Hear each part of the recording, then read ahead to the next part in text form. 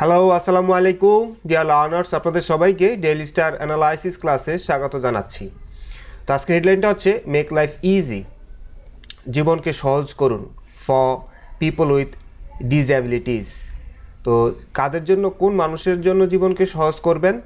With disabilities, যারা পঙ্গু। মানে ডিসএবিলিটিস বলতে বোঝাচ্ছে মানসিক মানে শারীরিক যারা প্রতিবন্ধকতা আছে। ডিসএবিলিটি থেকে ডিসএবিলিটিস, শারীরিক প্রতিবন্ধক মানুষের জীবনকে সহজ করুন। এটা হচ্ছে আমাদের আজকে হেডলাইন। তার একটা সাব হেডলাইন আছে, ফোকাসড পলিসিস। ফোকাসড পলিসিস অর্থ হচ্ছে গভর্নমেন্টের পলিসি সম্পর্কে বলতেছে। তো ফোকাস করবে কিসের উপর? ফোকাসড পলিসিস বলতে হচ্ছে স্পেশাল কিছু পলিসিস দরকার, যেগুলো নিডেড টু এনশিওর, যেগুলো নিশ্চিত করবে। এনশিওর হতে কি? নিশ্চিত করবে অ্যাক্সেস টু সেফ ওয়াটার, নিরাপদ পানি নিশ্চিত করবে। অ্যাক্সেস মানে হচ্ছে প্রবেশ, এখানে নিরাপদ পানি নিশ্চিত করবে।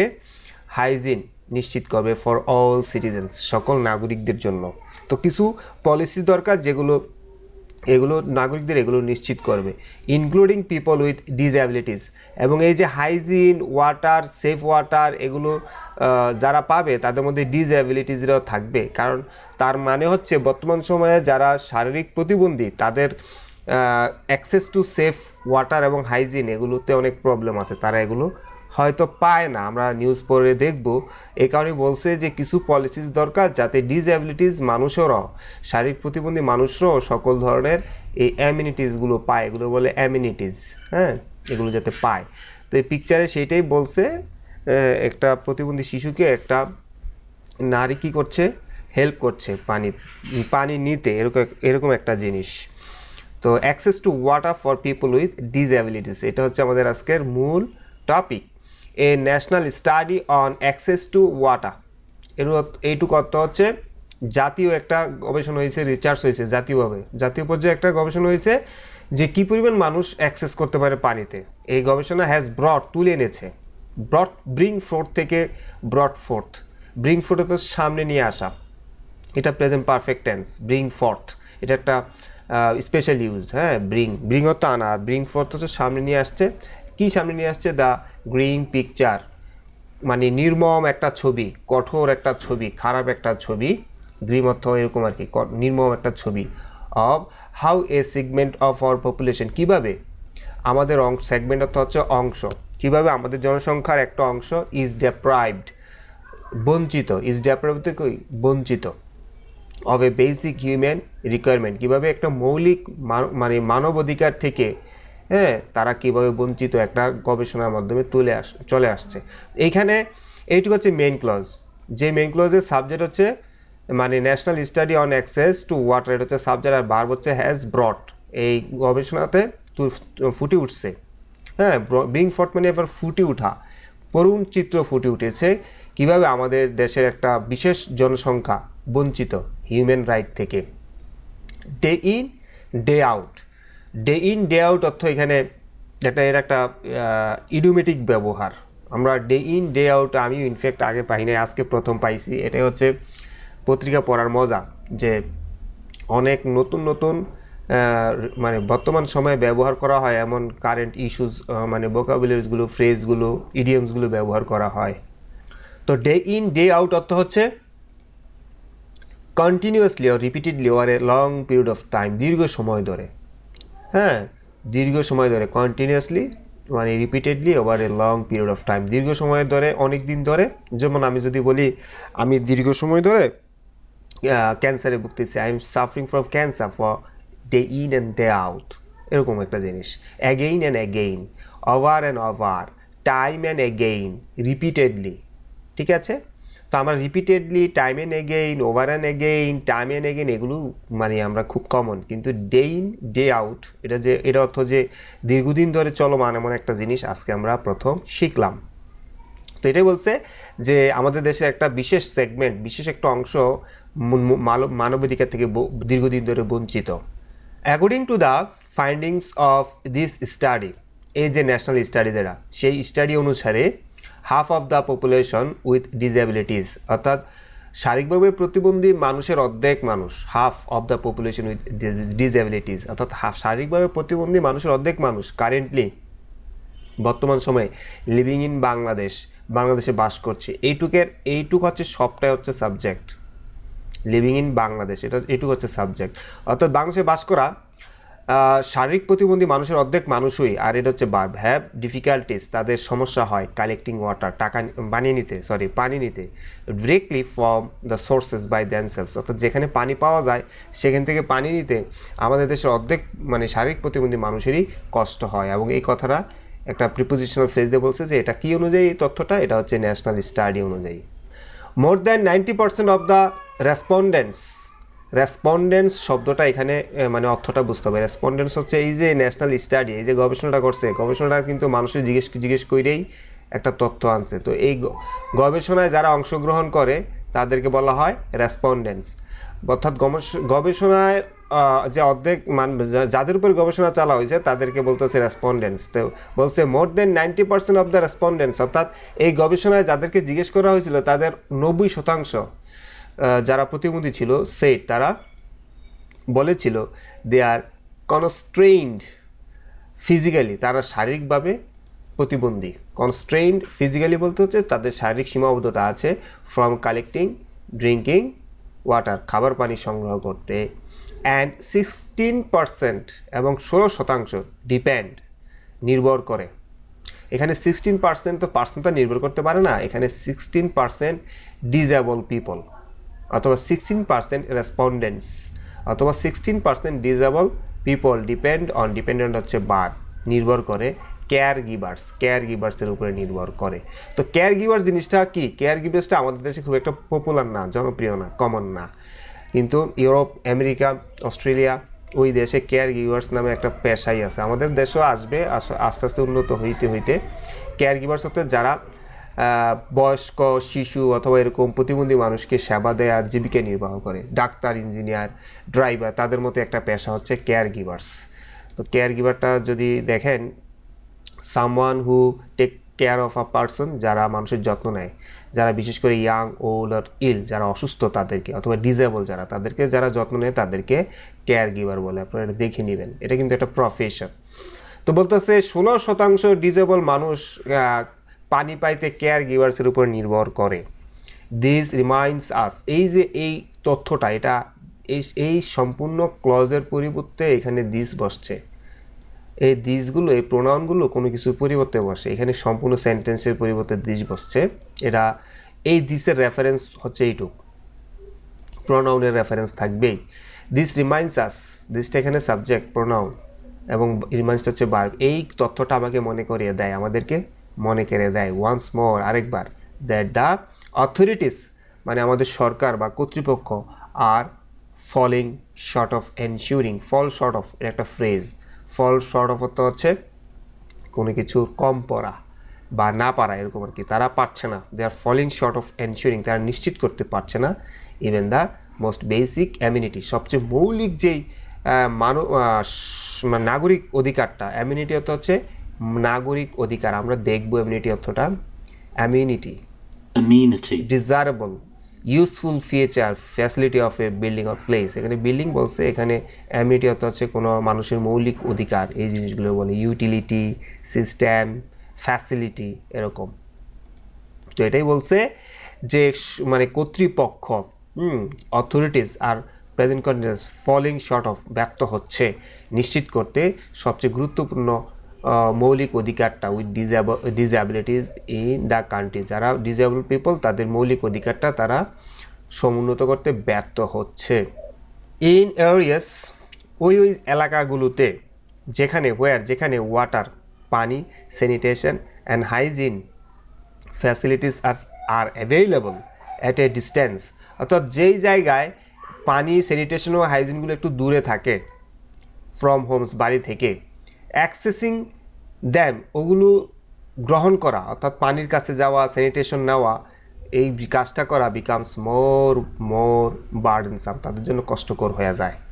অর্থাৎ পানিটা যদি অ্যাভেলেবল থাকে তাহলে কিন্তু তাদের হাতের কাছে থাকে, যেহেতু তারা ফিজিক্যালি ডিজেবল, কনস্ট্রেইন, তো তাদের এই থাকা সত্ত্বেও সেগুলো তারা অ্যাক্সেস করা বিকামস ইভেন মোর বার্ডেনসাম, তাদের জন্য খুব কঠিন হয়ে যায়। বার্ডেনসাম অর্থ হচ্ছে কঠিন। আমরা দেখব দুর্বহ, গুরুতর। ক্লান্তিকর, অসুবিধাজনক এরকম অর্থে আমরা বার্ডেনসাম ব্যবহার করি। When Bangladesh is said two be making great strides, strides মানে হচ্ছে এখানে বলছে ইমপ্রুভমেন্ট, উন্নতি আর কি।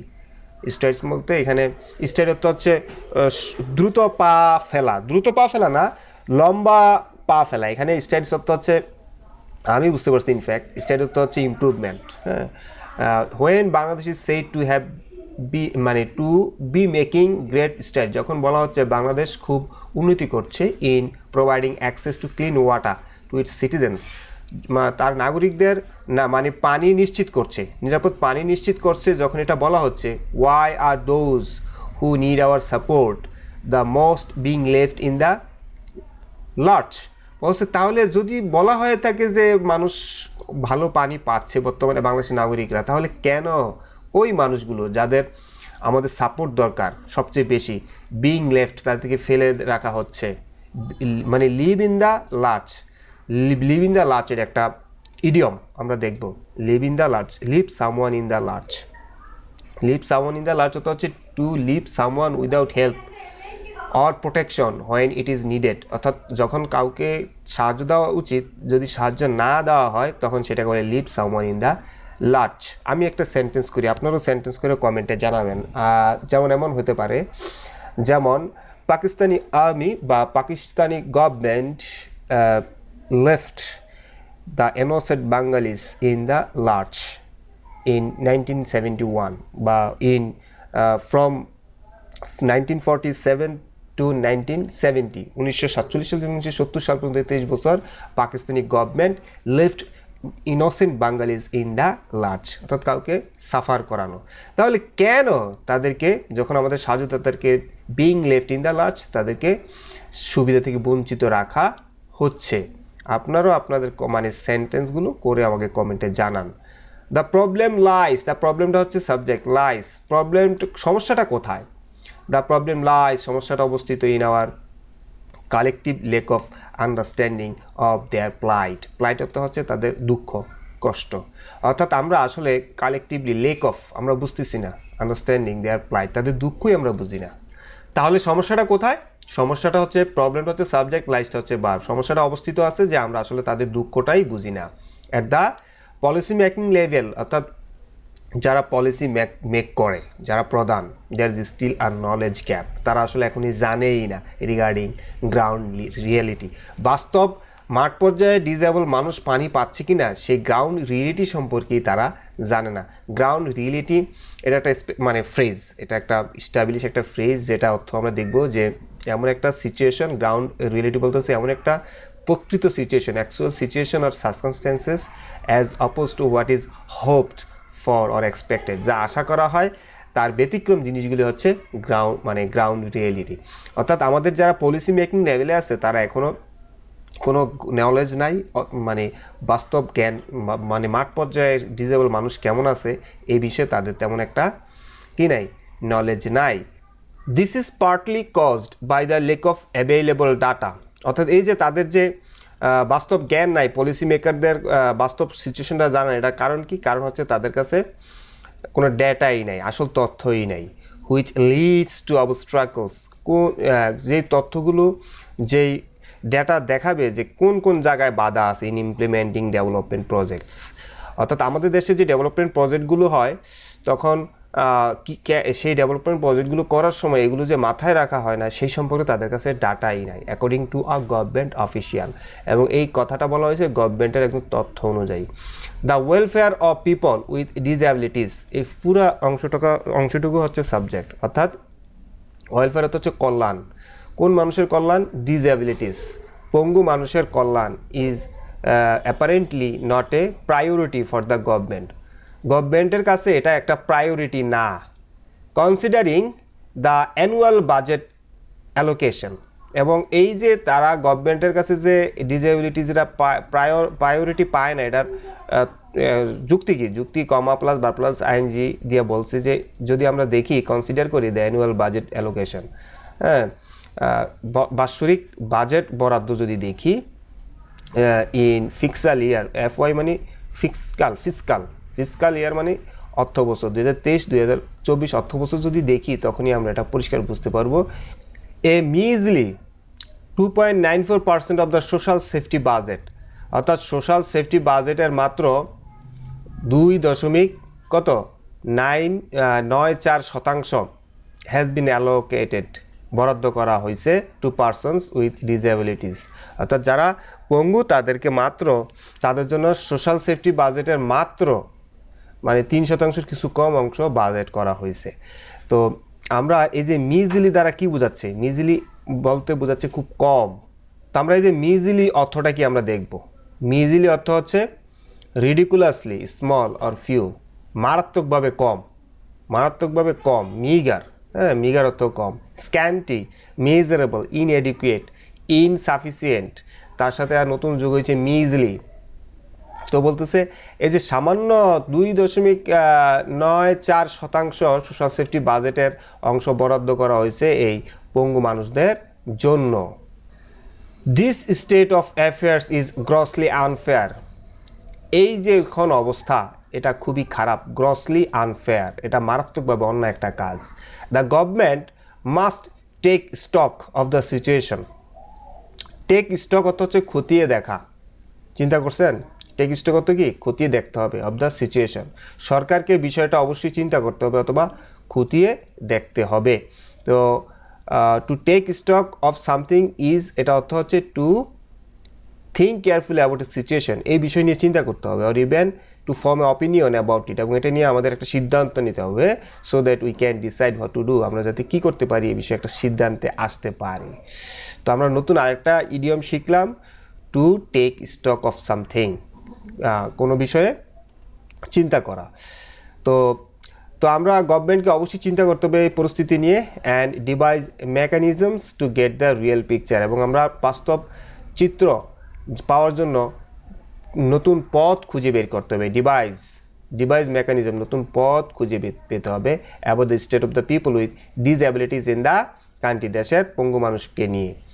And formulate and reform policies, এবং আমাদের পলিসি, বর্তমান যেই পলিসিগুলো আছে সেগুলোকে ফর্মুলেট করতে হবে, এগুলো পরিবর্তন করতে হবে, এরকম বোঝাচ্ছে আর কি, রিফর্ম করতে হবে, সো দ্যাট যাতে they can get the support, they মানে হচ্ছে ডিসেবল পিপল, তারা যাতে সাপোর্ট পায়, দে নিড, যে সাপোর্ট তাদের দরকার, অ্যান্ড যে সাপোর্টগুলো দে ডিজার্ভ, তারা মানে প্রাপ্য, ডিজার্ভ হতে কি পাওয়ার উচিত তাদের। টু এন্ড দিস, এই পরিস্থিতি শেষ করতে, বর্তমান যে খারাপ পরিস্থিতি ডিসএবিলিটিস মানুষের, এই পরিস্থিতিটাকে সলিউশন নিয়ে আসতে, including persons with different forms of disabilities in the process, অর্থাৎ বিভিন্ন ধরনের ডিসেবল মানুষকে কী করতে হবে, অন্তর্ভুক্ত যদি করা হয়, ইনক্লুড করা হয়, will be of great help, তাদের জন্য অনেক ভালো হবে। The government must also increase, গভর্নমেন্টকে অবশ্যই ইনক্রিজ করতে হবে, এখানে সাবজেক্ট গভর্নমেন্ট আর ভার্ব হচ্ছে মাস্ট ইনক্রিজ করতে হবে, অ্যালোকেশন, বরাদ্দ ইনক্রিজ করতে হবে, for the welfare of the persons, ওই মানুষের কল্যাণে যারা ডিসেবল, যারা পঙ্গু, তাদের কল্যাণে বরাদ্দ বৃদ্ধি করতে হবে ইন দ্য ন্যাশনাল বাজেট, আমাদের বাজেটে। অ্যান্ড এনশিওর, এবং নিশ্চিত করতে হবে, এই এনশিওরটা কে করবে? দ্য গভর্নমেন্ট নিশ্চিত করবে দ্যাট দিস ফান্ডস, যে এই ফান্ডগুলো আর ইউজড প্রপারলি, সঠিকভাবে ব্যবহার করা হয়, to make their lives easier, তাদের জীবন মানে ডিসেবল মানুষের জীবন যাতে সহজ হয়।